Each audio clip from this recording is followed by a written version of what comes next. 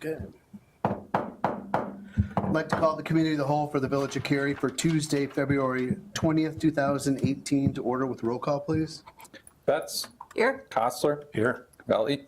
Here. Excuse me. Kraus. Here. McAlpine. Here. Thank you. One more time, would you join me in the Pledge of Allegiance? I pledge allegiance To the flag of the United States of America and to the republic for which it stands, one nation, under God, indivisible, with liberty and justice for all.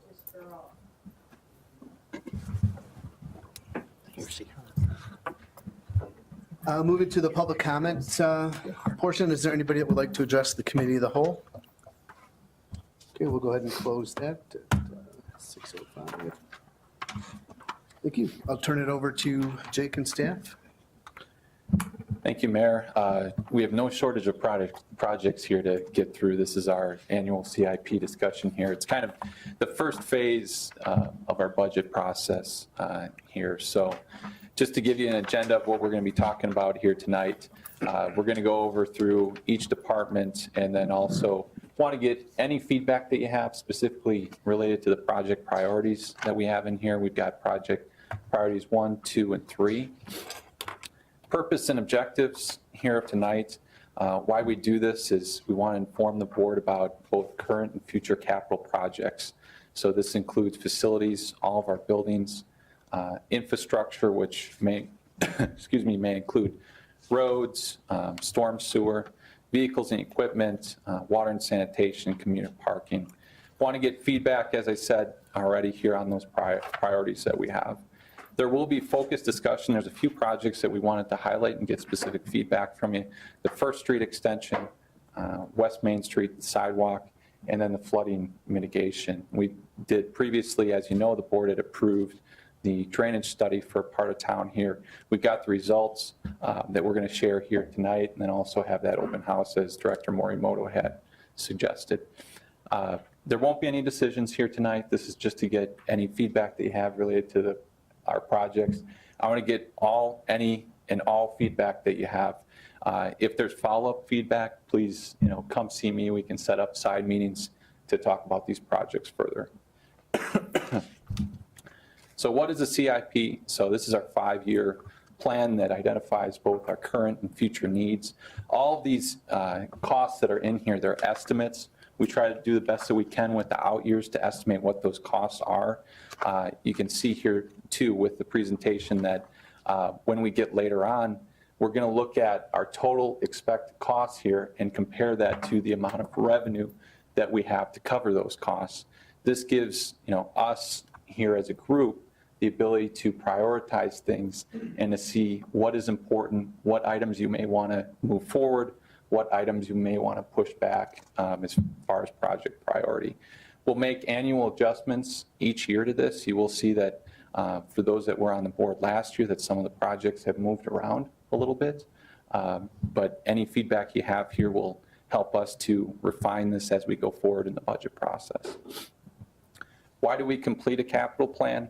So I think the first bullet point that we have on there is probably the most important, that you're going to see some pretty significant expenditures. And these aren't just for next year, but this is for the next 5 years. And it allows us to make informed decisions, that we're not just looking at next year's budget in a vacuum. You're seeing the whole picture of 5 years. In some cases, we've included expenditures that are even beyond the 5 years.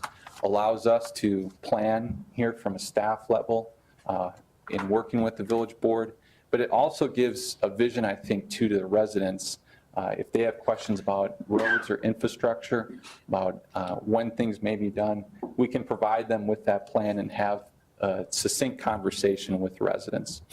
Allows the village board, touched on this, and can't hammer it home enough, but to prioritize the needs, maximize the limited dollars that we have for the most important projects. I think that's very important. These next two items are somewhat hand in hand of being a planning tool, but allowing us with these significant projects of like our municipal facility that we'll talk about, to be able to plan, do the design and the construction. For some of these significant projects, there's 3 components that we have to focus on. gives guidance not only to this budget year, but also for future budget years. It ensures that our infrastructure, and this is all infrastructure of roads, buildings, vehicles, that we are maintaining these in a timely manner. It helps us avoid, staff doesn't like emergency expenditures, and I know that the board doesn't like to see significant emergency expenditures. We try to minimize those as much as possible, and this plan allows us to do that. And then finally, it's looked favorably upon by rating agencies. So we're just going to get right into it here. I'm not going to go through every project that we have within here, but if you have questions or want to talk a little bit more about specific projects, just raise your hand or speak up. Within community development and admin, the one item that I wanted to focus on here was the facility condition assessment. We did this approximately 5 years ago.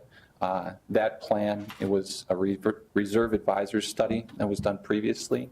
It is time to renew that, and essentially that gives us information and updated detail about, for all of our facilities, about deficiencies and things that we need to look at for planning of what needs to be replaced.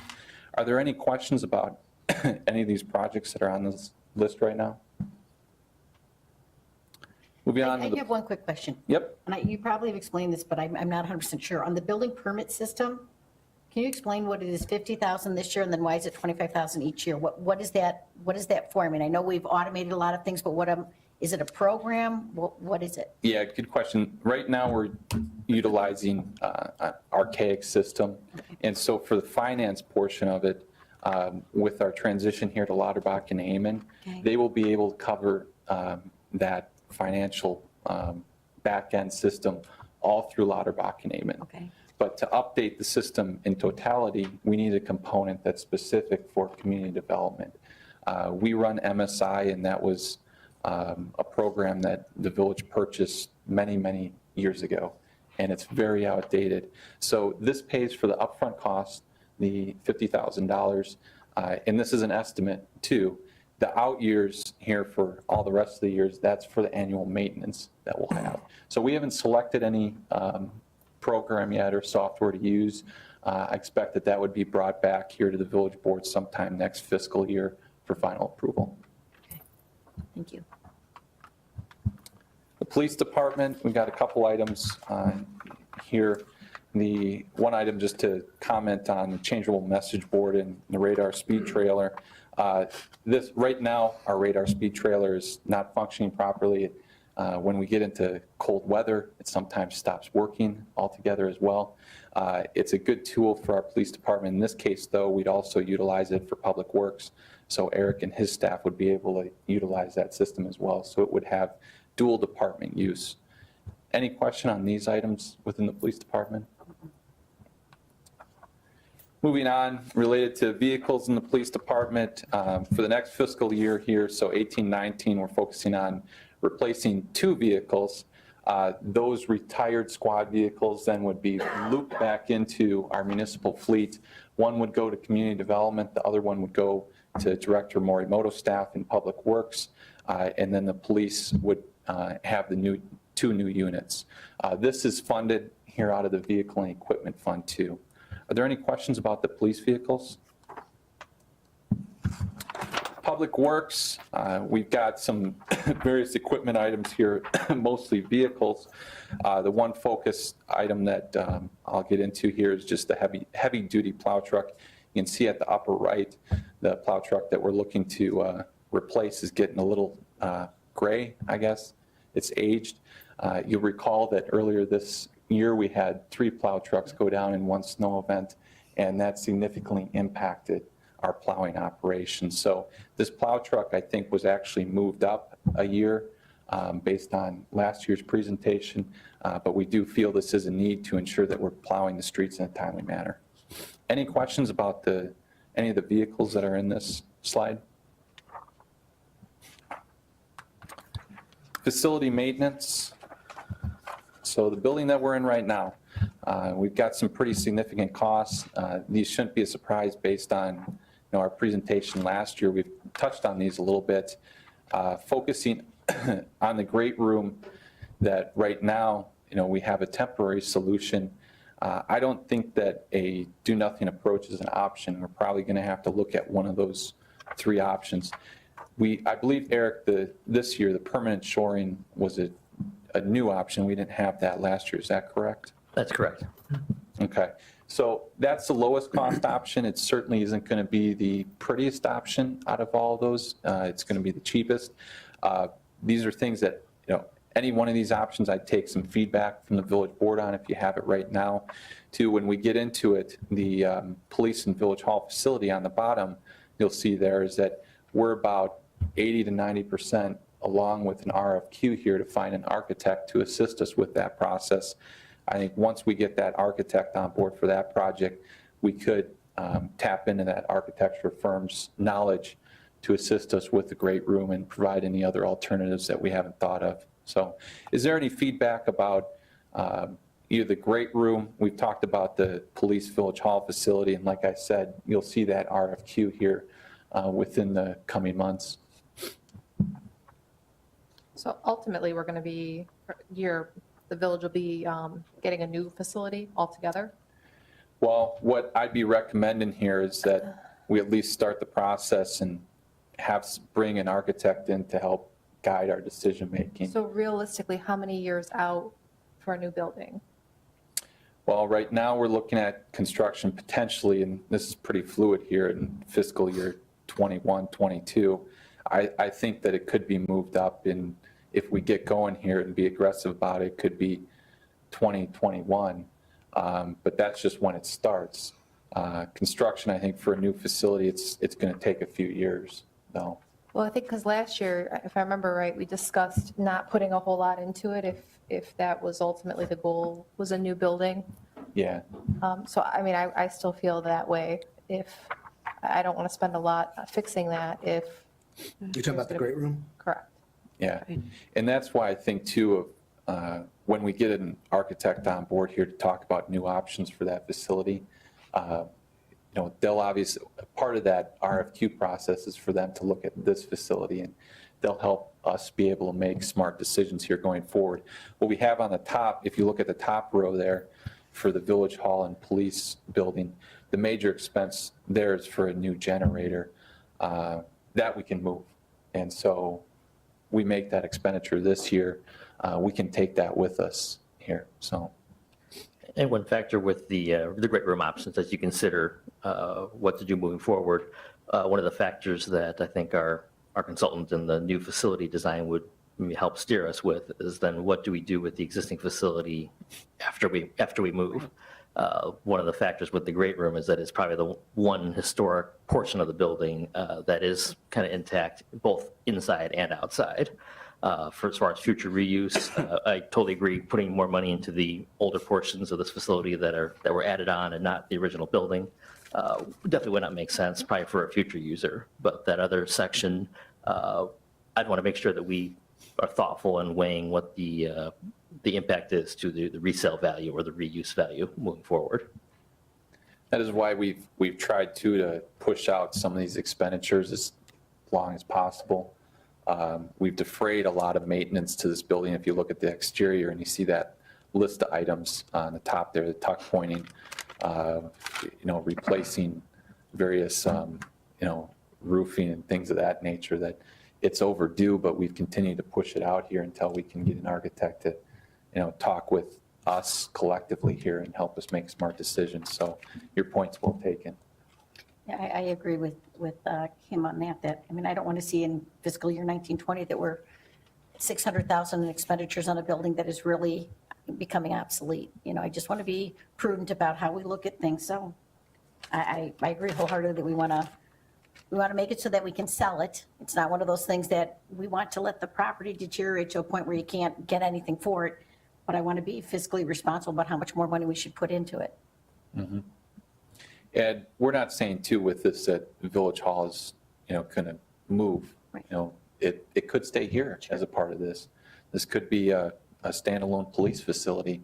But again, I think that's part of getting the architect in here and helping them talk us through options. So, Jake, on option 2, the permanent shoring, how much different would it be than what we have up there right now? I know that's just roughed in, but it would be poles that would be Yeah, more ornamental, but still in the middle of the room. No, yeah, the use of the room would be more, and the net effect would be more or less the same, but it would be more likely a steel or more permanent option that, right now, those temporary shoring posts that are there, they tend to shrink and expand with the humidity changes in the seasons.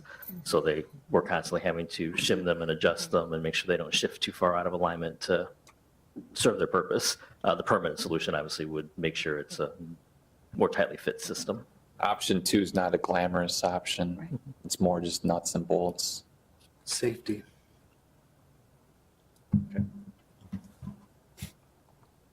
But like I said, we'll be following up here with that RFQ with the village board for architect services in the coming months, I hope.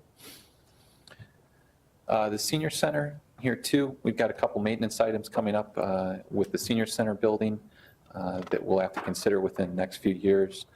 Public Works, generally in building terms, the Public Works building is somewhat fairly new, I guess. And so again, basic maintenance items that we'll have to do over the next few years.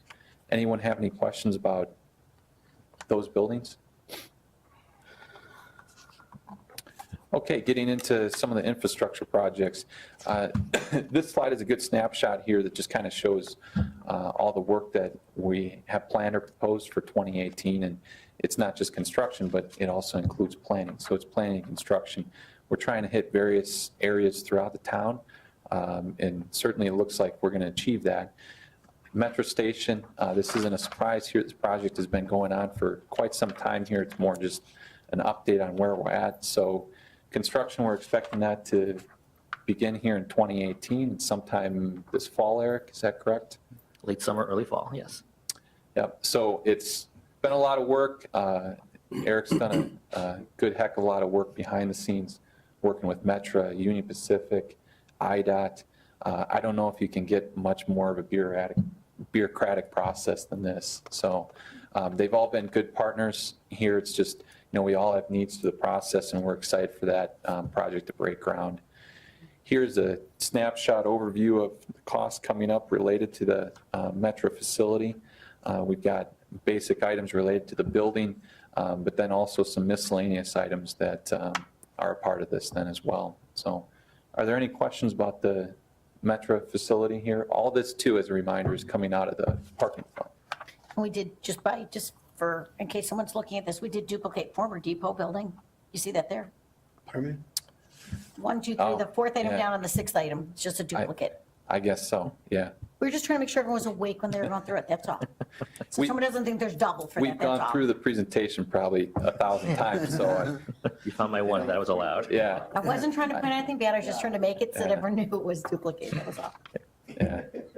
Just so the board's aware, prior to the formal budget workshop in March, the bid opening will occur. Metro's leading the charge on that phase of the project, so we'll have actually hard construction costs following, I believe the opening is on March 7th. We've got and we'll have the IGA, the intergovernmental agreement that we'll bring back here for formal village board consideration and approval to get that project going then. Downtown improvement, we've talked about this too previously. Right now, as the village board knows, we've got a ITEP grants application out there. We haven't heard back yet. These numbers that are in there right now are all with the premise of receiving that grant. Certainly, if we got that grant, we'd circle back and talk to the village board about proceeding with it, but we are including this in the next year's budget. Any questions about the downtown? And one thing, just a note, from the original presentation on downtown, and with the ITEP grant, we did include the improvement to the signal at High Road and Main Street. So that's on the west end of that block with the streetscape improvements. That was done in order to take advantage of the state funding that would be part of that grant, which paid for up to almost 70% of that construction cost. If we don't move forward with the project and don't receive the grant, we will have to put the signal improvement into our 5-year CIP because those signals are reaching the end of their usable life. They're in need of some ADA compliance updates with pedestrian signals and button placements, and the equipment in general just needs to be replaced. So that would be an approximately $330,000 project that we'll have to put into the 5-year CIP if the grant doesn't come through. That's a good point, Eric, and we'd probably be looking out, I mean, that isn't immediate, correct? I mean, would have a few years before that would Yes. have to be implemented, so. Do they give us a timeline for that? Who decides that it's obsolete? We do. But based on the age at which it was installed, and you can see the configuration, there's no battery backup. There's, And ADA requirements too. and right? specifically ADA, correct. Yeah. But the controllers themselves, the equipment inside the controller cabinet, the parts do become harder to find and replace. So if we don't do a full replacement, which is what the 300,000 plus would be, we are going to have to still do some signal controller updates, which actually, honestly, is the bulk of that cost right there. So we're not saying, again, this is immediate, but we just have to, have that on the horizon. When do we find out about the grant? Hopefully this spring, typically when they announce those awards. Community signage improvements, again, we've talked about the signage improvements here a little bit in the past. We're going to continue to have this in the 5-year CIP. It's just kind of where that fits in with the priorities of the village board. This is exactly why we do this, so that you can compare this versus other items that you have to consider. So right now our signs they're getting older. They are a little tired. But again, it just comes down to how we prioritize the signs based on everything else. So we've got the entryway signs, wayfinding signage here, and then the banners as well. And Eric, can you talk to him a little bit about the entryway signs and where all those would be going then? Sure. As part of our presentation last year, we did discuss the look and the locations of the different signs that are out there. You can see in the slide there the ones with the faux masonry column and then the arm and the decorative sign off of it. Those would be proposed for our main arterial locations. So specifically Route 14, one on each end entering the village, and on Route 31 on the frontage of what will soon be the former Meyer Material site. And then also with the option as we move forward to possibly put one like that on Carroll-Algonquin Road as well. So 3 to 4 locations for or I called it type A with our specs, but with the masonry look. And then the black pole sign look, which is a little smaller. That's the second image here. Less expensive per unit, and those would be proposed for our secondary collector roads like Three Oaks Road, Crystal Lake Road, South Rawson Bridge Road, and Silver Lake Road. And also of note for the Route 14 locations, the sign on the eastern side of town, so that would be for westbound Route 14, just by the river, past the bridge. That is actually located within the limits of one of our current TIF districts. So that expense would be eligible to be paid out of that fund, which is why we split it out there.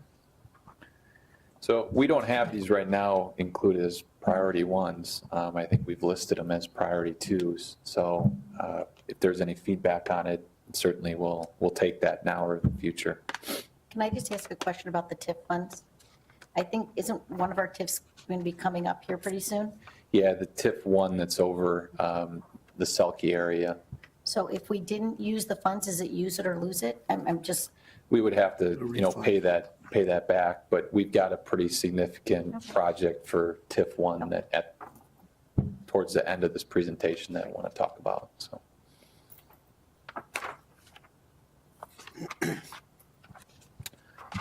Continuing with our theme of signs here too, we've got some other expenditures related to signs. The street name sign replacement program that's in the middle there, that's continuing from previous years. You can see on the bottom left there, our signs are non-compliant here with MUTCD requirements. So that is this going to be year 2 then, Eric? 2 of 3 coming Okay. up. Yep, so we've got a couple more expenditures related, related to that. Public Works continues to move throughout town and get those signs replaced here. We've got other programs then as well, our LED streetlight conversion program here, and then the illuminated street name signs as well. Are there any questions about those signs? And also with the street name replacement sign program, most of those signs are mounted on top of the stop signs. That's where those tags are for street names. So as we're hitting each location, we're then checking those signs for retroreflectivity just to make sure that they are also current. So we're replacing stop signs at the same time as well. So a bit of a safety improvement on top of just the street IDs. So transitioning to roads here a little bit, like Eric kind of continue with this, just to give you a quick intro or snapshot. We're looking pretty good as far as the Curie roads go. The green you can see here on the image, green and yellow are in pretty good shape. We've got some areas that may need some attention, but overall, I mean, our network is a 70 here rating, and we should be proud of that. We're going to have to continue to look at other options and work together here to come up with various sources of revenue to be able to pay for the roads. Right now, we use MFT, motor fuel tax funds. That's on a per capita basis, but I think going forward that we will have to identify another funding source for our roads. So Eric, you want to walk them through these slides? Certainly. So as you can see, the image there is the depiction of the results from the pavement survey that was just conducted this current fiscal year. So back in November, our consultants utilized a mobile vehicle with cameras to drive it and document every segment of roadway under our jurisdiction. And then based on that, the engineers on their staff then segment by segment did a rating on it using the pavement condition index. So that's the same index that we've been using with our past processes and past pavement surveys. So the previous strategic goal of getting our overall network at a 70 rating or better, we're still apples to apples in terms of how we're measuring the roads. As Jake mentioned, as a whole, our roads look really good. You can see there's not a whole lot of the red and dark orange colors that are showing up on there. Nonetheless, obviously, there's still, no matter how well your system is maintained, there's always going to be this bell curve, and there's always going to be some roads that are going to be on the horizon for improvement. Just to give you a frame of reference for what a road in that orange to red range would look like, that would be considered in the poor to very poor range. Here's just an image that shows one street, typical amount of alligator tracking and distress that would be consistent with that kind of road. A lot of these streets, even though they're shown in orange, they may not ride horribly. Some roads obviously have different types of distress that will trigger these different ratings. Sometimes if it's just fracturing pavement like you see in that image there, the ride quality may not be that bad, but obviously moisture is getting through those cracks and will cause more and more issues and more potholes to form over time. Some of the other roads, I don't have an image handy, but that will be more in that red zone are to the point where staff is constantly repairing with potholes and filling those issues in more constantly. So what we've done based on the data from the pavement survey is here outlined just the areas that were in the poor or the very poor range. So those are the roads that are in the dark red. And then overlaid on top of that are the first draft proposal of a 5-year program to see an outline based on the amount of funding available, which is approximately $500,000 annually of MFT funds, what streets we could do year by year. Right now, currently, we do a process where we resurface every other year. We take a break from the program to let that MFT account build up to about $1 million to take advantage of some better scale of economy and costs for our programs. So we've been doing that for a few years now. So 2018 would be a year, one of our off years for resurfacing while we build up that account. And then in 2019, you can see in the green lines there on the image, that is the Three Oaks Road and South Rawson Bridge Road project that we obtained $1.5 million in federal STP or Surface Transportation Program grants. So that $1 million that we bank in our MFT will count for the local share of that project. So the total project cost is about $2.5 million. That includes resurfacing of a pretty wide road from Silver Lake all the way to Rawson Bridge, as well as probably one of our worst stretches of road, that Rawson Bridge just north of Three Oaks Road. In addition to that, that includes signal modernization. So some of the other traffic signals that are outdated or approaching their end of life, those will be replaced at First Street and also at Silver Lake Road. Silver Lake's a little bit less of an extensive improvement, mainly just adding LEDs and battery backup. But First Street at Three Oaks would be a full replacement.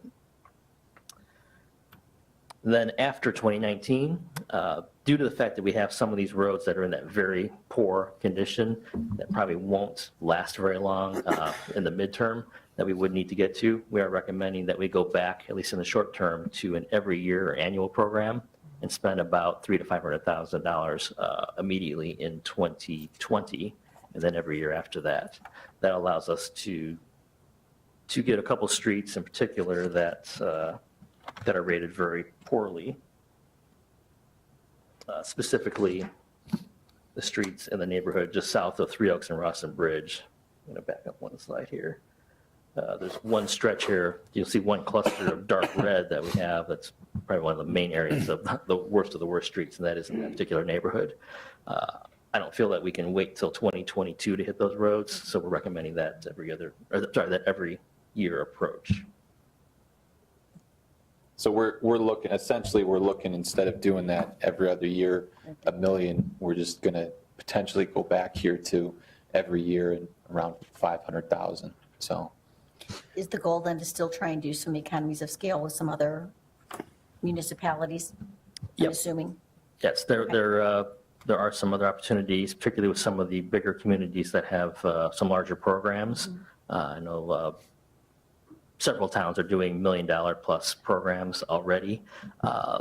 Adding another $300,000 to $500,000 won't necessarily improve their unit costs, but obviously it would definitely help ours. Right. Then there's also the opportunity for some of the mid-sized towns that are doing programs our size or smaller and combining those into that $750,000 to $1 million size program. So we will continue our pursuit of municipal partnering to kind of help leverage that in the interim. This next slide shows a lot of our 5-year plan for spending on roadway maintenance. So the first line there is our roadway maintenance programs. That is the combination of all the different annual contractual services that we utilize to keep our roads and roadway related infrastructure going. So that's sidewalk and curb replacement, crack filling, pavement rejuvenation, which extends the life of the pavements that we recently paved, curb replacements, thermoplastic pavement marking replacements, bike path maintenance, all that kind of stuff. And that previously used to be in the road improvement fund. We closed that fund, if you recall.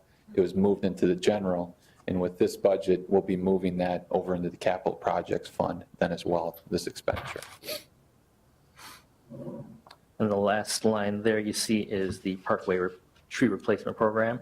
So that is our recurring capital costs that we've been spending on trees to replace those that were removed due to the emerald ash borer. And then you see the photo there. There's another project that's in design right now, but for FY19, we will probably be looking at some improvements to Bristol Way.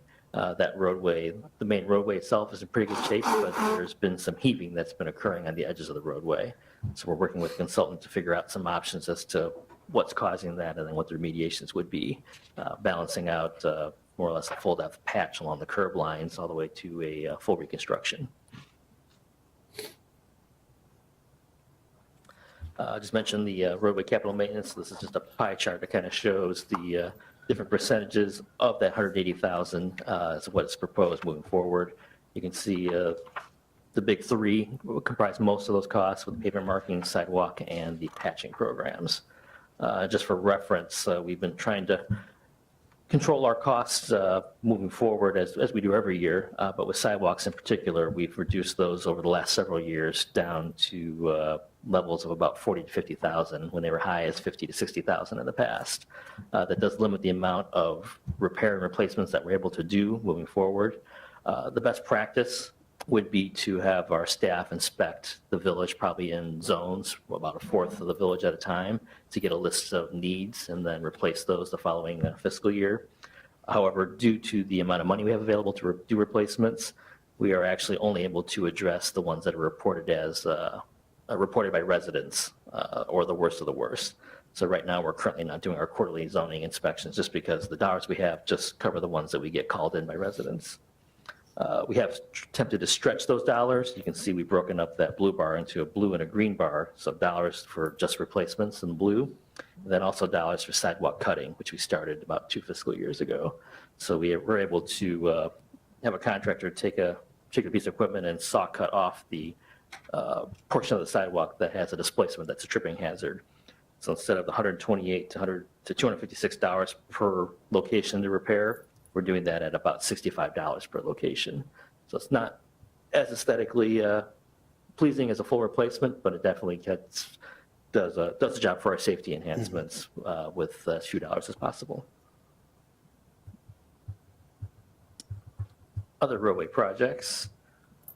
Jake mentions a couple that we have some slides that we'll discuss in just a moment, particularly the First Street extension and also the Three Oaks Road right turn on lane.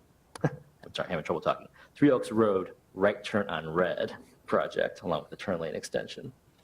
Others would be in the mix if needed, depending on how things go, would be the Maplewood Access Road. So we currently have phase 1 design on hold pending the outcome of the development opportunities there.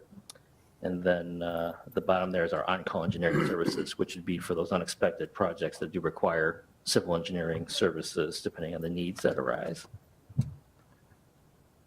So the one that we really want to talk to the board about and get feedback here specifically, that First Street extension.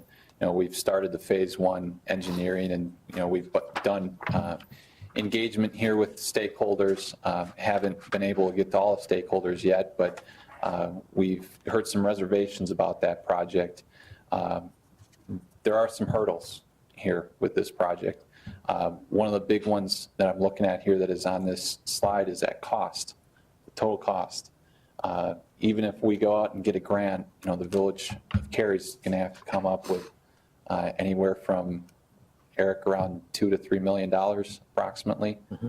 So that's a pretty significant hurdle that we'd have to get through, aside from the reservations here that have been expressed by some of the stakeholders. So we can continue with the phase 1 engineering here. What I'm recommending, though, is that we wrap up that phase 1. That's what that $45,000 is. Get us to a preferred alignment here so that we have it, and pick this project up at some other time. So essentially putting the project on ice once we finalize and get that preferred alignment.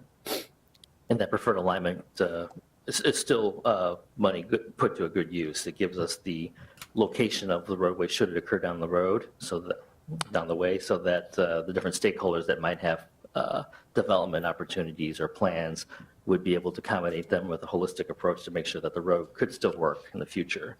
So particularly there's a lot of undeveloped land with the Park District at Cherry Grove Park, and obviously the school up the way. I just think that we have, when you look at that cost, we have so many other projects here when you try to place where this is, yes, I think this is a good project, but when you look at the total cost of it, do we want to continue to push forward on this? So. Oh, we have the resources. And we initially approved something, was it last year or the year before? That was the study. Was the phase 1 engineering? So the 45,000 then is to complete that. We initially already have worked on. To complete it to the point where we get the preferred alignment, we wouldn't complete it to where we would file the preliminary design report with IDOT for review and approval. We wouldn't go all the way forward to put all the phase 1 plans in place. We basically just get a right-of-way document that showed alignments and geometry and areas for right-of-way needs. Well, the reason why I'm asking is because we've already put a significant amount of money into the study. And if we're going to dump another 45,000 into it, it's not for nothing. This is something that. Correct. Yep.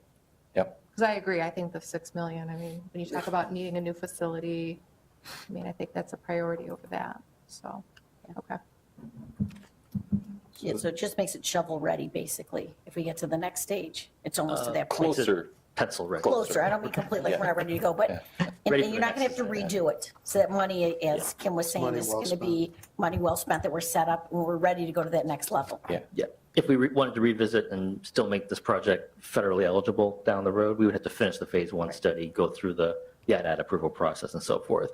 So there would be some reboot costs at that point, but the foundation would be laid for that to minimize those dollars for that design phase. So the preferred alignment is as it's depicted in these slides. Are there any options with that? Because I was against the way this was going. Yeah, there's as it was pitched before, and it's still the same way. Yeah, there's not a lot of options out there, actually, with regards to the corridor here, specifically because of the fact that you're fixed at the southern end with the high school where that roadway is going to connect into Three Oaks Road.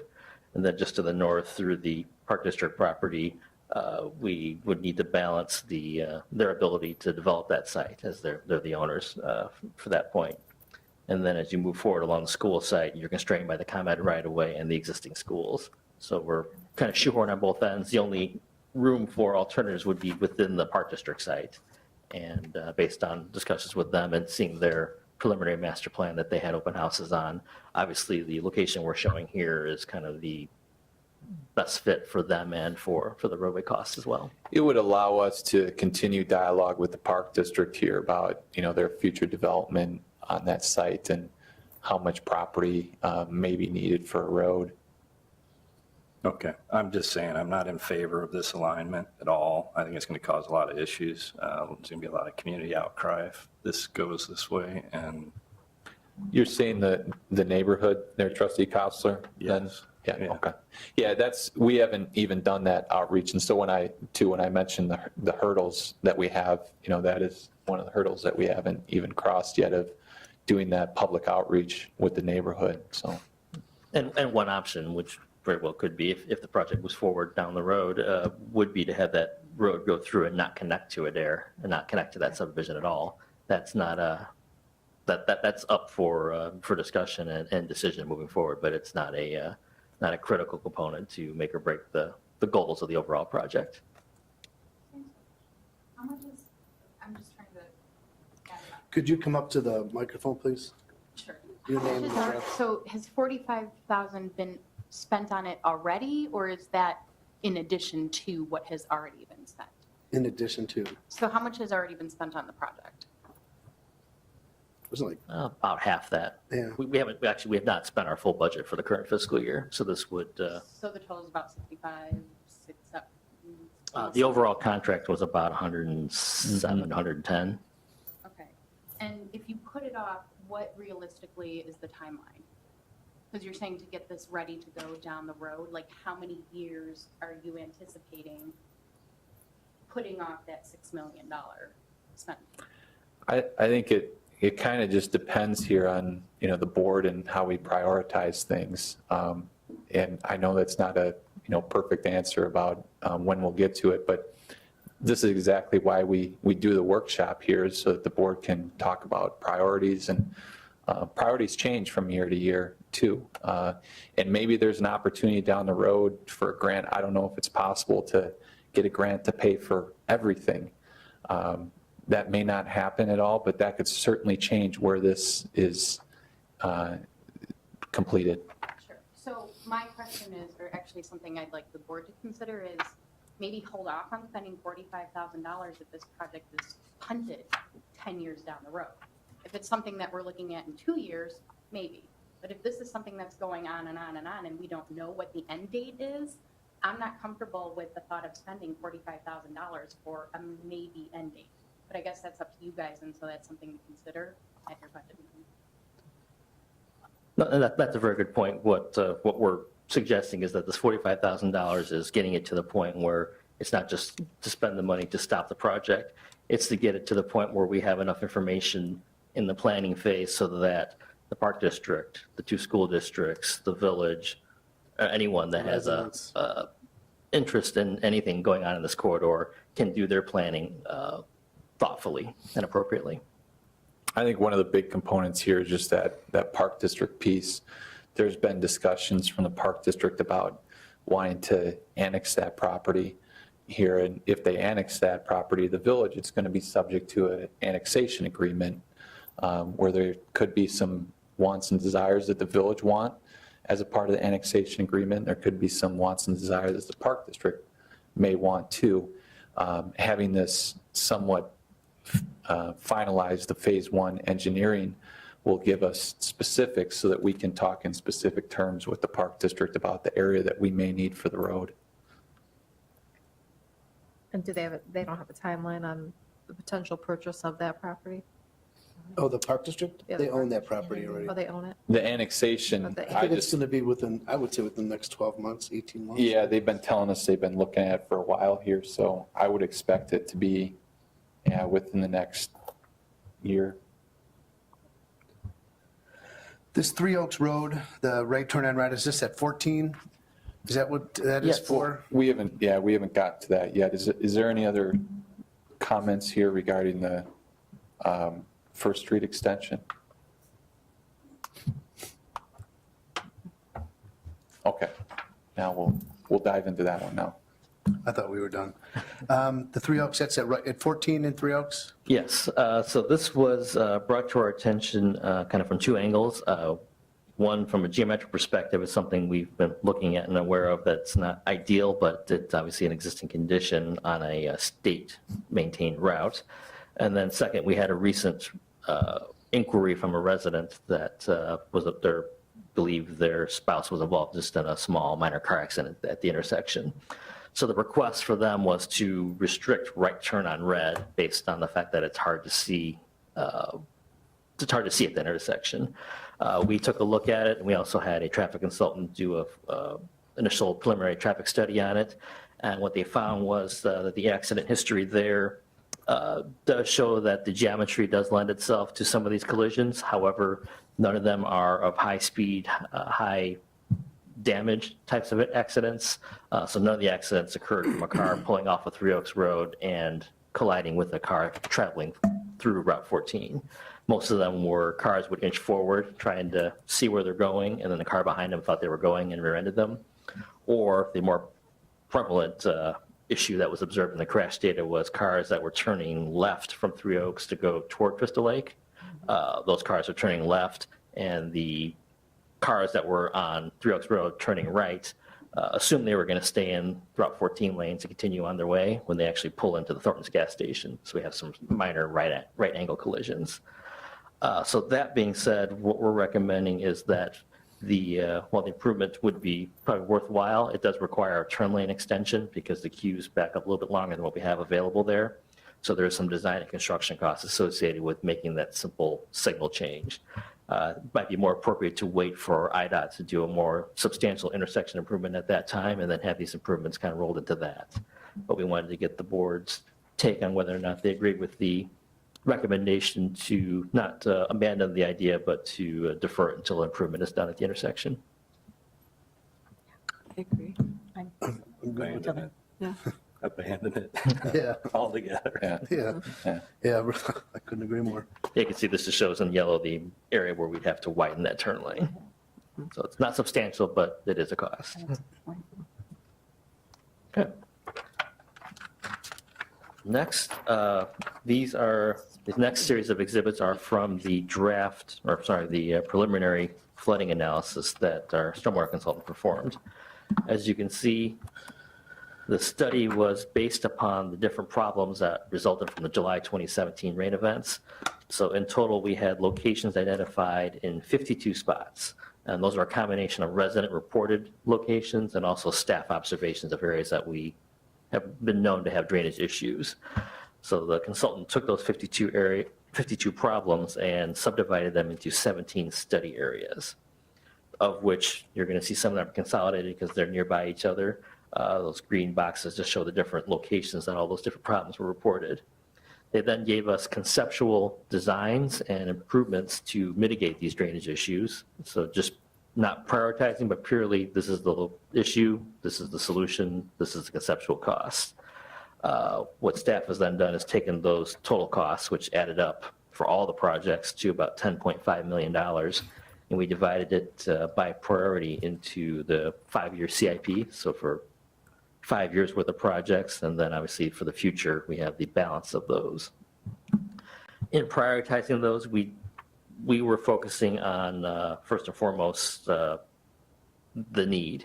One of the projects in particular, Spring Street, has recurring overtopping that tends to happen whenever we have moderate to heavy rains. So we actually have property damage that occurs to the public right-of-way. We have washouts behind the curb line that we have to fight to make sure that the whole road doesn't get undermined by all the water passing over it. So that project in particular is probably the first and foremost highest priority. Then we also focused on some of the low-hanging fruit, some of the repairs that could occur on some of the drainage structures, inlets, some of the real manageable type of scale projects that we could hit. And then also getting some of the design done on some of the short-term and, again, lower-hanging fruit, the easier to accomplish projects. So moving through these, and I'll go into detail on some of the projects in just a moment, but you can see we're looking at recommending some design costs for what they call Area 2, which is along the Curie Methodist Church property in Crest Drive, some drywall replacement, so existing drywall that needs to be probably dug a little deeper to hit some better draining soils over by Lloyd and Sandra. Then by White Pine Drive, there's a detention basin that had a structure that was that blew out that we just need to repair in that detention basin. Moving to High Road, some inlet replacements, some higher capacity inlets that were recommended by the consultants.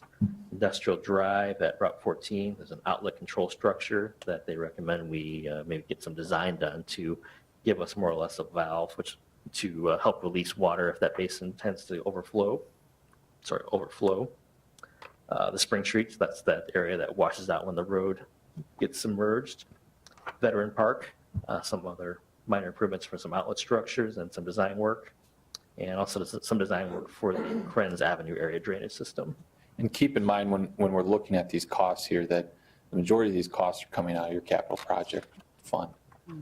Some of them we may squeeze into the general fund if we can, but when we get in later in the presentation, we talk about the capital projects fund. This is where the majority of these costs are going to be accounted for. So just zooming in a little bit, the First Street area was one of the zones that was looked at. This probably had the highest clustering of reported drainage issues that could be mitigated by a single project. And there's a large project, though, estimated at about all in $2.5 million. So what you see here, the black outline is the drainage subbasin. So all the rain that falls within that shape outlined in black then gets tied into the existing First Street storm sewers. Eric, can you use the cursor just to point out where First Street is for everyone? Here's First Street right here. Thanks.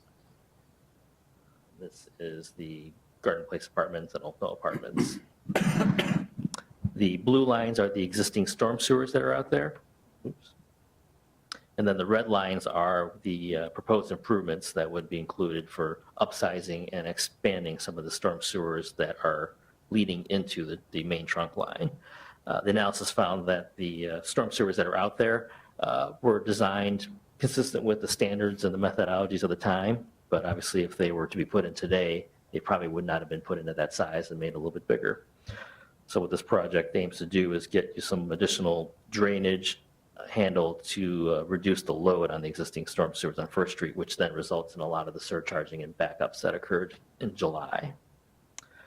On top of that, there's also a new detention area proposed to help detain some of that water before it gets to that storm sewer on First Street. So the area behind that's the Oak Knoll School. The area behind there doesn't appear to be programmed for any uses by the school district. So it could be one area of possible new stormwater detention and storage. That would require, though, us to get appropriate easement and may require some dollars to acquire that easement then too. So this is, I think, a worthwhile project that would give us some 100-year storm sewer protection, but obviously it has a pretty significant cost and some easement provisions that would be required. So that's why we do have this one in the out years of our 5-year CIP, because it's going to take some time to factor in the funding and also just the logistics for that project. This is part of what they call Area 2. So this is the Curie Methodist Church property, some additional storm sewer improvements. So there's the church back here.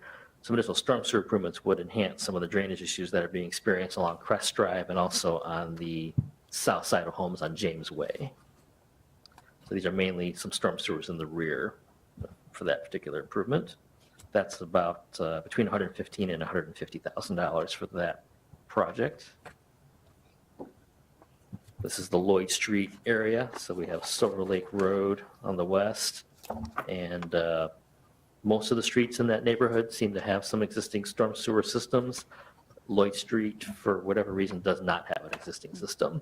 So the improvement here would be to build a new storm sewer system from Eldon all the way to Silver Lake Road. However, given the elevations and the grades that are out there, and the fact that obviously with the pond just to the west there, the groundwater levels are pretty shallow in this part of town to begin with, we're not able to get these storm sewers very big or very deep. So this improvement, while estimated to be about $1.35 million, would only provide about a 10-year storm sewer level of protection. Would that new stormwater system go into the parkways, or, because we just replaced that road, didn't we? Lloyd, a couple Relatively years ago? recently, within the last 5 to 8 years. No, this would have to be a new storm sewer system beneath the pavement. Okay. So that obviously is another reason why, just given the limited protection that the storm sewer would provide and the logistics relative to our recent road improvements, we do have this one in the out years for recommendation and not ranked quite as high as some of the other immediate needs. Okay. This is that control structure I mentioned at the basin by, I believe that's Curie Gymnastics, or Carroll Algonquin Road and Route 14. What happens there is as that basin fills up, we get a significant amount of hydraulic pressure that builds up at the sides of the basin walls, and then it migrates underground and beneath the roadway itself for Carroll Algonquin Road. Last storm, we actually observed the pavement. It didn't fail, but it rose a little bit due to the water pressure there. So what this improvement would do is add a control structure with what would amount to a valve that we could open and close, so that once the Route 14 storm sewers catch up and the rain events end, we can get that basin drained a little bit faster than waiting for it just to infiltrate out. So that structure would basically make it easier for us to facilitate that without having to utilize pumps. This is the Spring Street Culvert. So this is down by the Curie Country Club and southwest of our Public Works facility. So as Curie Creek crosses the road, there's two culverts. One goes beneath Spring Street, and then the second one goes beneath a little golf cart path and the hole at the golf course there. So currently those two culverts are undersized to handle the flows that occur through there. So the project would be to design and improve the size of those culverts, both the roadway and the country club culvert, to be able to pass that water beneath the roadway and beneath the golf cart path. And this is a high priority item. Yeah. So we recommend design dollars be proposed for the upcoming fiscal year, and then about $300,000 for construction in the following fiscal year.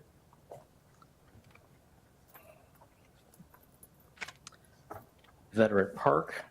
So I mentioned that one of the low-hanging fruit, easy to accomplish projects would be to install, reconfigure the grates that are in the outlet structures, so that when, if and when debris passes through the creek and into the pond, it's less likely to obstruct that outlet pipe.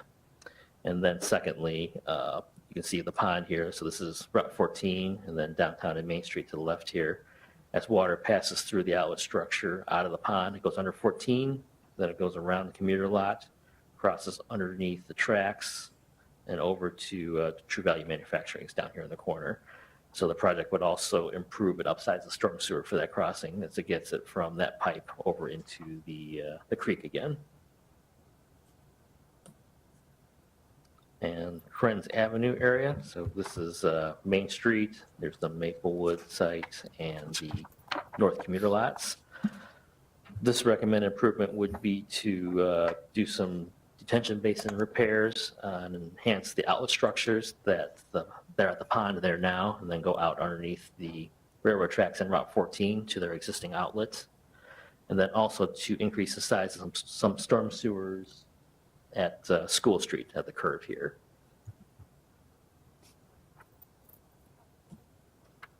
So those, going back here, those dollars were certainly well spent for the village board when we approved the drainage study analysis. You can see all the work that we got from that. We'll be having the open house to talk more about the residents. And again, this further allows us here to prioritize what projects are most important. So any comments or overview from the drainage improvement slides? I just think that obviously good job prioritizing. You can look at Spring Street and see how long that's been going on and what a problem that is. So I certainly appreciate that you have the knowledge to be able to make those good recommendations for us. I just wish we had lots of, extra money coming in. Plenty of projects, that's for Plenty of certain. projects. Yeah. One that I didn't highlight in the slide, that it is in the out years, at least with our rankings, I forgot to mention, was about $4.1 million would be to improve the storm sewers from basically Sherwood, right by the baseball park there, so just south of Sunset and Crest. That storm sewer basically leads all the way to the existing basin around Hillhurst. So to increase, basically finish all the drainage improvements with the Sunset and Crest and for everything south of there, that new storm sewer would be upsized between 72 and 84 inches in diameter, and for that long run all the way to the basin. So that's in particular why that project, it's in the out years, just surely because of the cost. I think it's a worthwhile project, but it's a substantial one. Might be a better time to coincide with some road improvements, since the size of that storm sewer would make some major impacts to the roads as well. They're big numbers, I understand. It's not unique to Curie. There's some communities that are grappling with costs and $50-60 million for drainage improvements. So we just got to take it one bite at a time. And we are fortunate the study kind of outlined the fact that our reported drainage issues were predominantly overland and standing water type of issues, as opposed to property damage and flooding that gets inside of homes and makes roadways submerged, with the exception of the one location. So from that perspective, we have some needs, but they're, I think, of a different scale than what a lot of our surrounding communities are facing.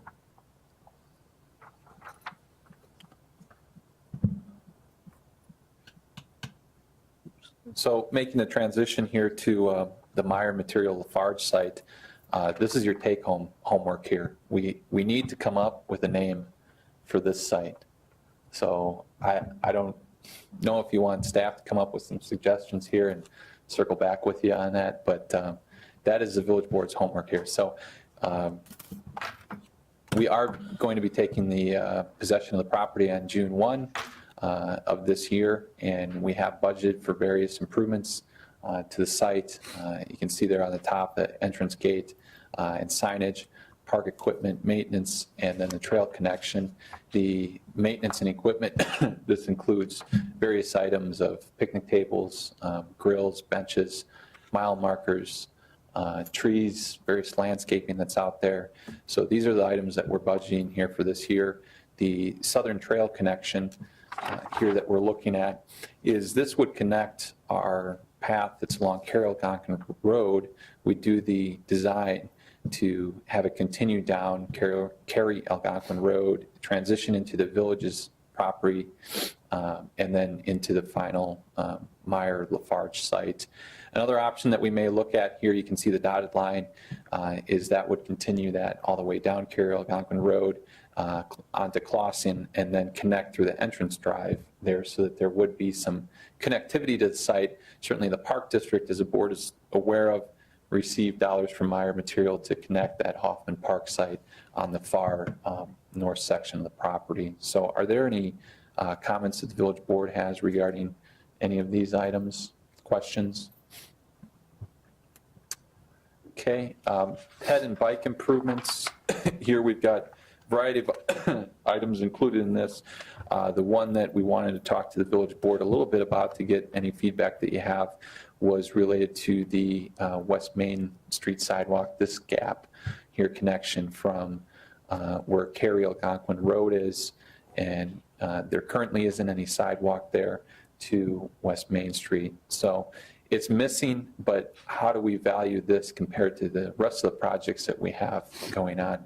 There aren't any properties that front on this portion of Main Street, so there is sidewalk on the other side of Main Street. So I look at it more as probably a nice to have rather than a have to have, but would take any comments that the village board has on this at this time.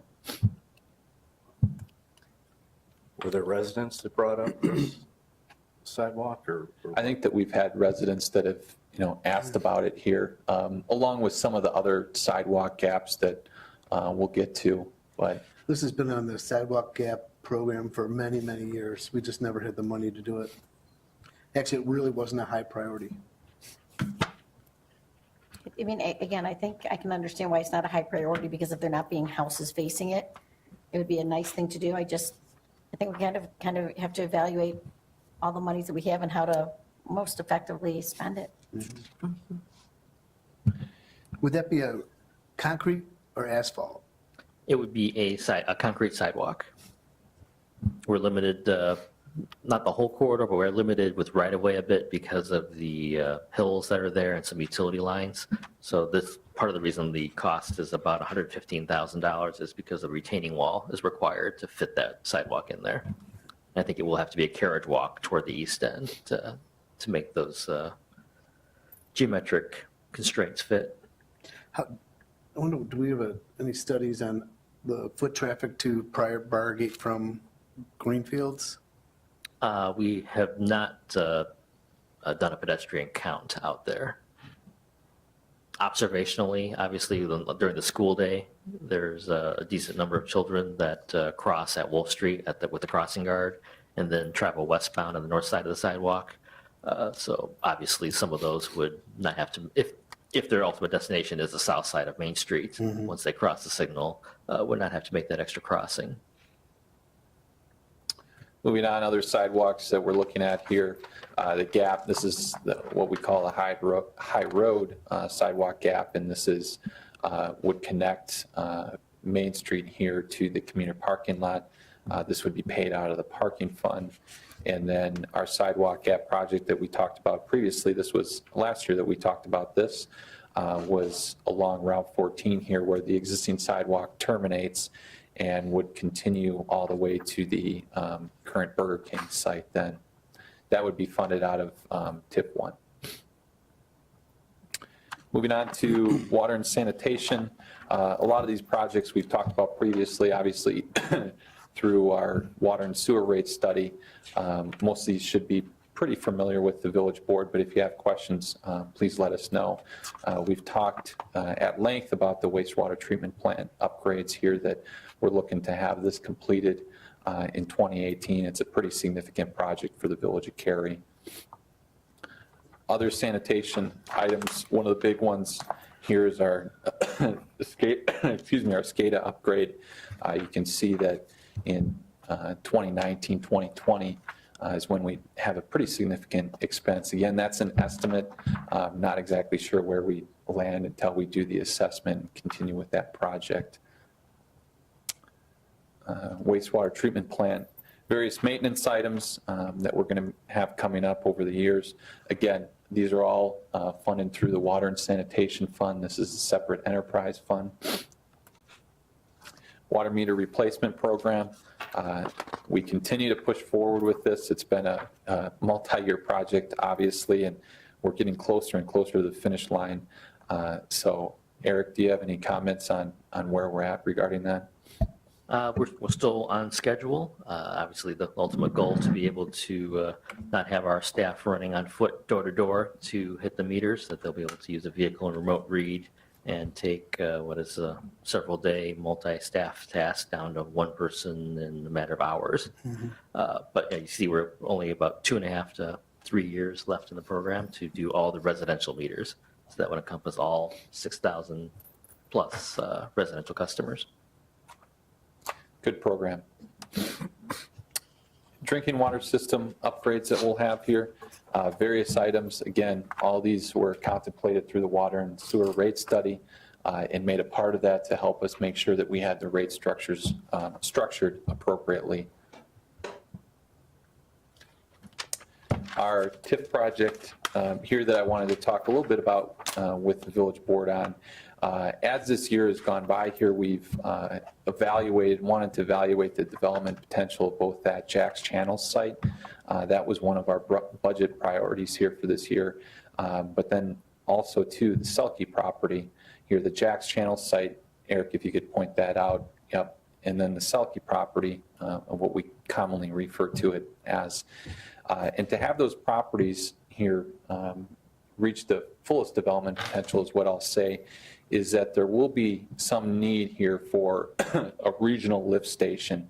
You can see where that star is. That regional lift station would service both the Selkie site and the Jack's Channel site.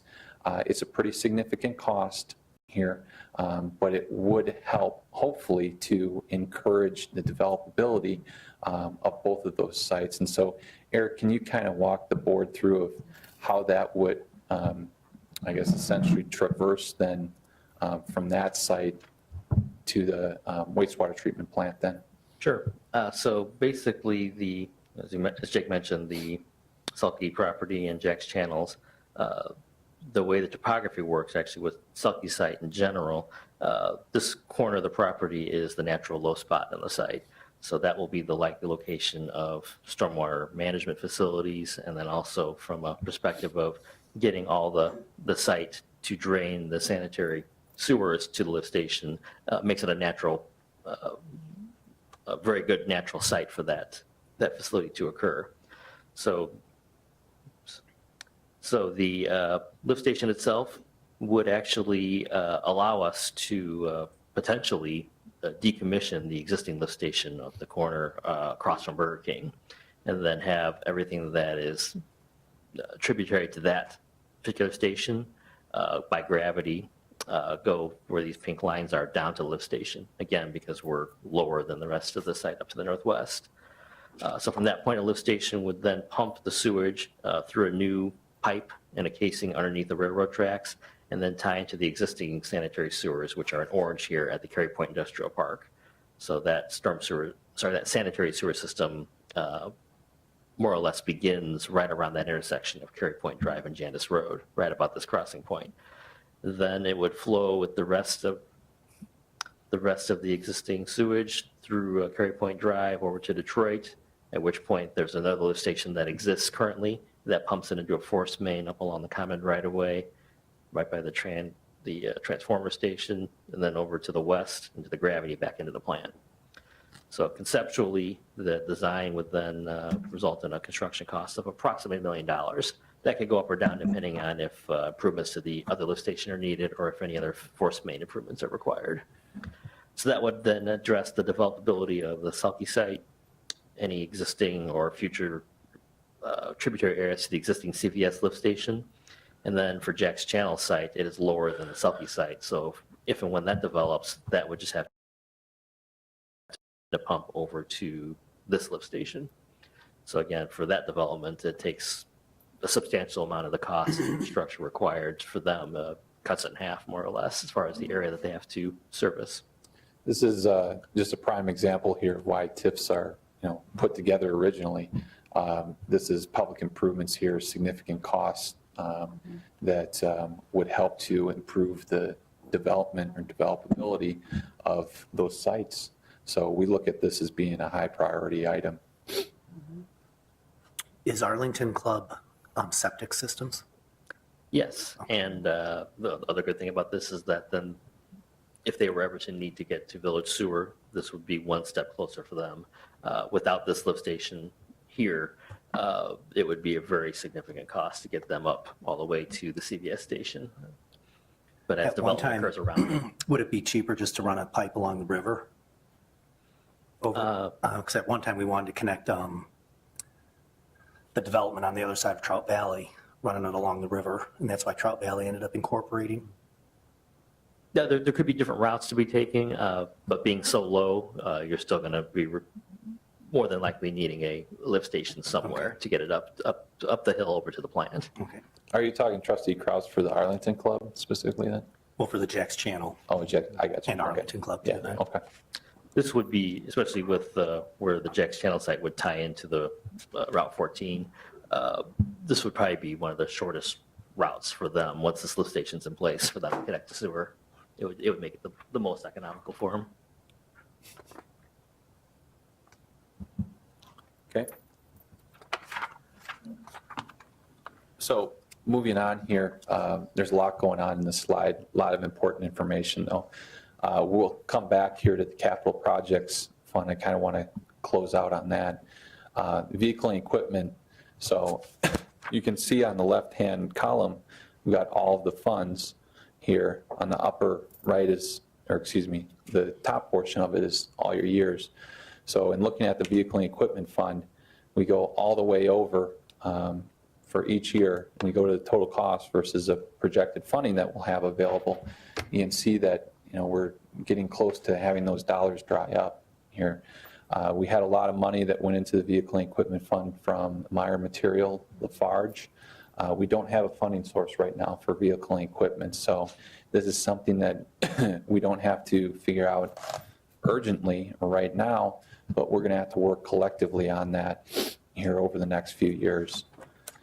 MFT, we've touched on this a little bit about going back to potentially a $500,000 road program each year. Motor fuel tax is paid on a per capita basis. We do have to have further discussions here about developing other revenue sources to help us pay for our roads.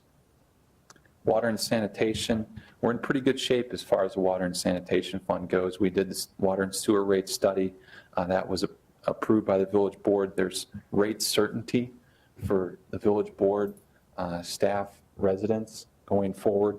We got some pretty significant capital projects coming up in the water and sand fund here, but there's no doubt that we have the ability to pay for all that needed infrastructure. The parking fund, again, have a significant project underway right now and hope we have construction starting in 2018 for the Metro building. That's all paid here through the parking rates from our commuters. Also, we received a grant here to help us pay, for a good portion of the Metro building. The building fund that was approved by the village board several years ago, there's $1 million that's sitting in there right now. Going forward here, we're going to have pretty significant expenditures related to that potential new police village hall site. We will have to discuss that at some point, and that's once we get an architect in here of the bond issue and how we'd be able to pay for that. So the first step, I think, is to get the architect in here to help us talk through options. We get an idea of maybe what we're going to end up landing on. Mike and his staff, he can work with our financial advisor to come up with various scenarios so we can figure out the best way for the village to fund that building. We included new this year, the Land Conservancy Fund, since we will be taking over that property.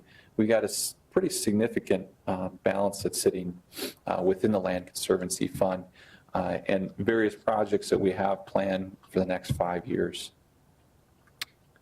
Finally, we land, and we can touch more on this later in the presentation, but there's a pretty significant total cost that we're looking at of approximately $42 million with available funding of plus or minus 17 million. This doesn't include any dollars that we'd have related to a bond issue for the building. So there is, the projected funding would come up a little bit with that. This isn't unique. It's not unique to Curie. I look at this kind of like your personal finances or your personal situation. I mean, you've got a lot of projects that you may want to do at home or as a family, and you only have so many dollars to pay for those things. So that's why we do this. That's why we go through all these projects, so we can look at not just 1 year, we can look at 5 years and sometimes even beyond 5 years so that we can make informed decisions. The priorities, we talked about these projects previously and throughout the presentation, so not going to go through each one, but wanted to, if the board had reviewed the presentation previously and you had priorities that you think should move, whether up or down, please let us know now, or over the next few weeks you want to circle back. That works as well too. We've got a lot of priority one projects. That is not unique. There's a lot of things that we look at here that are pretty important, that we feel anyways, to the Village of Curie.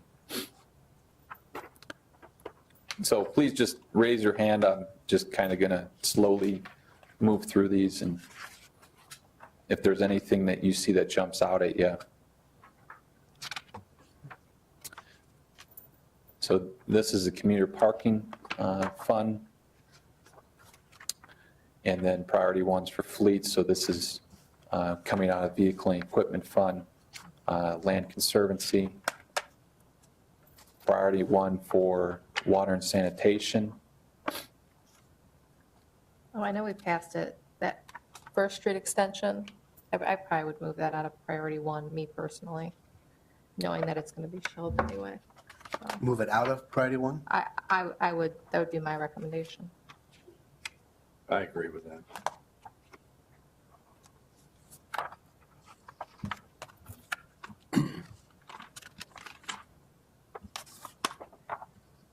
If we move it out of priority 1, does that mean we don't spend the 40,000 then to continue? This year, To get this it. fiscal year, the next fiscal year. Yeah, we would cut it out. I guess right now, I would like to further discuss, with Eric on that. I understand the feedback here, and we can, based on that, we can regroup as staff and talk about that a little bit, but I hear you on that.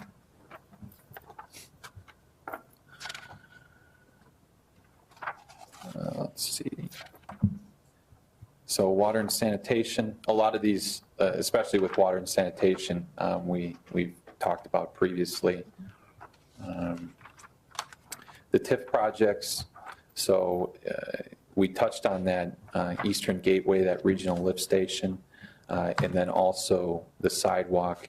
And then Eric, can you just let them know a little bit about that grinder pump? We didn't really touch on that at all. Sure. That $15,000 would only be required if, let's go back here a little bit. If development was to want to occur at the north end of the Selkie property, say just the corner property, for instance, was subdivided and wanted to develop, currently to get to the CVS lift station, a pump would be required to push that extra volume under the roadway over to the existing lift station. Now, once the regional lift station is in place, that would no longer be necessary. So depending on the timing of development, if the lift station is built first, then that grinder pump's not necessary at all. But if development wanted to happen right away, that's what would help facilitate that in the interim. The Route 14 sidewalk, 128,000, is that from Main Street. down to the Burger King, that loop there? Yep. Yep. I'd take that out. All 3 of those sidewalks I would take out of the priority. That one, the one sidewalk would be paid, the one in by 14 would be paid out of a TIF. TIF. The How other much ones do we would- have in that fund right now?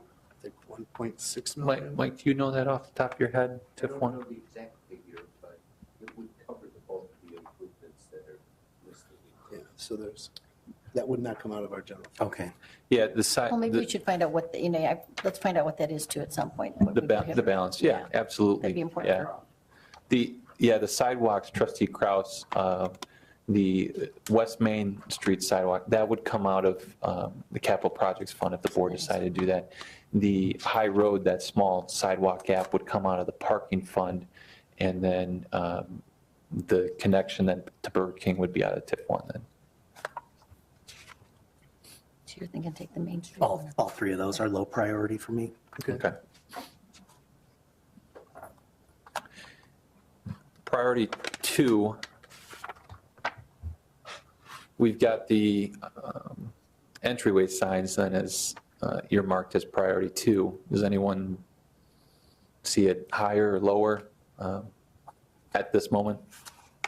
I'm sorry, I missed what you said. Which one? The entryway signs, we have it listed as priority 2. Just any feedback right now of if you think that should be 1 or 3, or if you're comfortable with 2 right now. And you can circle back too. And Think keeping about in it. mind, Route 14 could be split between the TIF as well, because the one location is eligible. Something that would help me out, Jake, is maybe clarifying the ability to fund these projects. You have priority 1, priority 2, priority 3, but do we have where does the money end? Yeah, and we'll get to our capital projects fund here with the final slide about where we're looking. Going back to the priority, whoops, I'm going the wrong way. Going back to the priority 1s here. So the majority, so all of these items here we're looking at about $600,000 plus or minus. And when we get to the final slide here about the capital projects, because we've got various items that may not be just ones, there's some twos in there as well, that we're getting close to pushing the edge of where we're at right now as far as balance in the capital projects fund.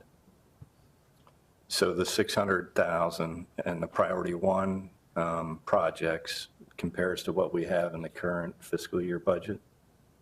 Or is The more or less? 600,000, this is going to be a part of the capital projects fund when we're going to land on a slide here that shows what would be the projected expenditures within the capital projects fund for 18-19.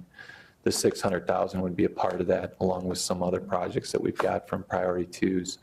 But it kind of varies on where village board feedback will be. We'll pin those down when we have our budget meeting on March 17th. We're going to specifically, right now, we're looking at 5 years and beyond. We'll look at just next year for capital projects specifically then, and you'll be able to give more feedback at that time. Okay.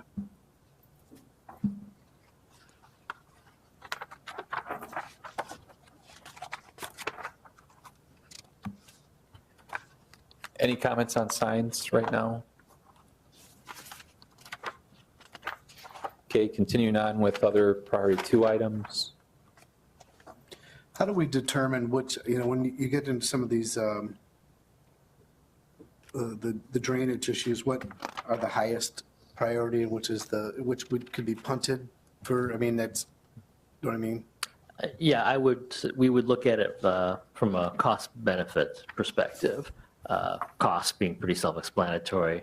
Benefit would be derived based on a couple different factors. Number of properties that it would help improve and address, whether it's a regional issue or a local issue, and then also what type of issue it addresses. If it's addressing overland flooding on roadways and property damage, those would rank higher than projects that address just standing water in a yard that never gets into a home or into a structure. Okay.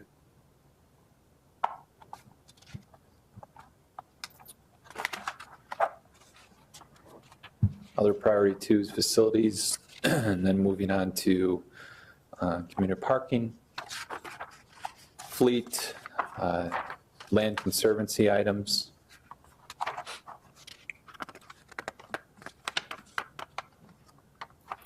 TIP fund, then water and sand. More water and sand priority twos. Priority threes, these are capital projects.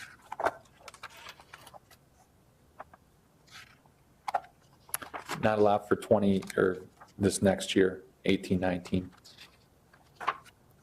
So then just to close this out, here we touched on the slide previously, our capital projects fund. So you can see it as you move across fiscal year by fiscal year, our total cost for the 5 years, we're looking at over $11 million. That's pretty substantial, given that our current funding that we have in that fund right now is $1.9 million. That includes a variety of expenditures that we've gone over here, expenditures to buildings, drainage improvements, signage.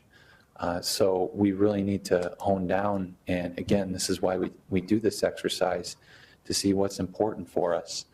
Specifically for 18-19, we've got projects in there right now that, like I said, we'll circle back with the village board on March 17th, and we'll talk about specific projects for next year. But we've got there's a cash flow issue here. When you look at that, $11 million doesn't match $1.9 million. So for funding source, I really think that we have to look at some other revenue sources. We don't have any revenue that's going into the capital projects fund right now. It's 1.9 and that's it. So I'm recommending here, I know it may not be popular, but that both of these items may not be popular. The revolving loan fund that we have, that we try to use to assist and help businesses relocate to Cary or expand in Cary. There's about $370,000 plus or minus in that account. I do recommend that we move that over into the capital projects fund. Here, the other item too is a natural gas utility tax. This would have the ability here to bring in approximately 175,000 plus or minus and be a recurring revenue source to our capital projects fund and help us fund. It won't help us fund all these projects, but it will help us fund some of these important projects. Talking new taxes is distasteful. It is not tasteful. It's not what I want to do, but looking out here for the village and our projects and the important projects that we have and that we've gone over through here, I think we need to make some tough decisions. So going forward, we've talked about the natural gas utility tax previously. I think it is time to formally vote on that. And I would like to bring that forward at an upcoming meeting here to the village board for formal consideration. So that's where we're at with the capital projects fund. Going through the fund balances, this is just kind of a case on a page of what we've already talked about a little bit here. Our fund balance for capital projects of $1.9 million, land conservancy of 1.5, vehicle equipment 1.1. There aren't any revenues that are going into any of those funds. We've talked about here previously. We're going to have to work together. We're not going to solve it right now. We're going to have to work together and come up with options. Here, the one that I talked about and touched on, the revolving loan fund of moving those dollars over. I think it's important to look at I guess what's under our roof right now here, and we want to make sure that before we're sending money out, and I know that helps businesses here and may help them expand or relocate, we have to maintain what's under our roof. That's why I think that we should move that 370 over to the capital projects fund. Recurring yearly revenue, motor fuel tax fund, we've touched on it, is about $500,000. That is not going to be enough to continue to maintain our streets and repave our streets. We will need to work together to address that. Water and sanitation rates, the village board, as we've discussed, there's rate certainty for our residents, rate certainty for the village board here to maintain that fund, ensure that we have the proper infrastructure in place for our residents. The parking rates, again, we've touched on that here through the commuter parking fund to make sure that that fund is in good shape. And then finally, the natural gas utility tax.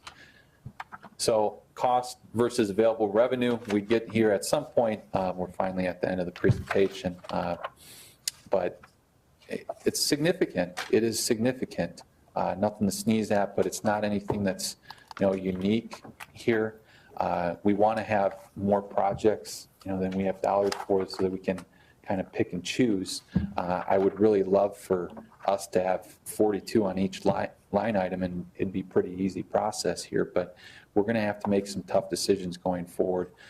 We need to look and work together at coming up with recurring revenue sources for these funds: the capital projects fund, the vehicle and equipment fund, and our roads. Our general fund right now, it is not an option.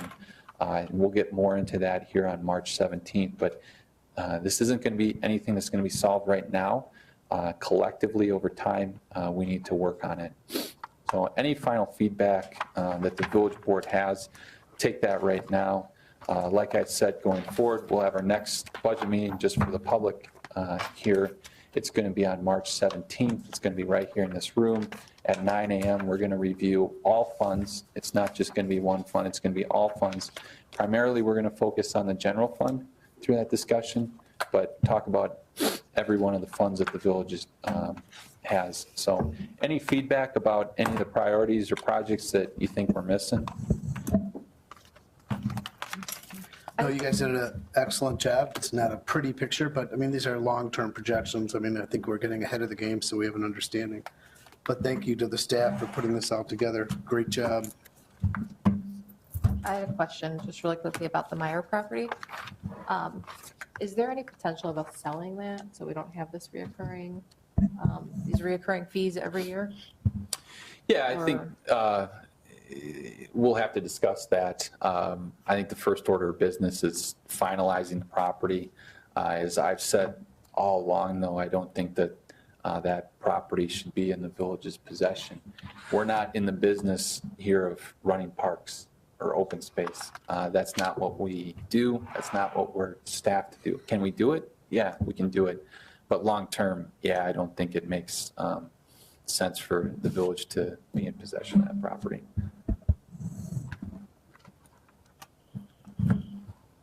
Anything else?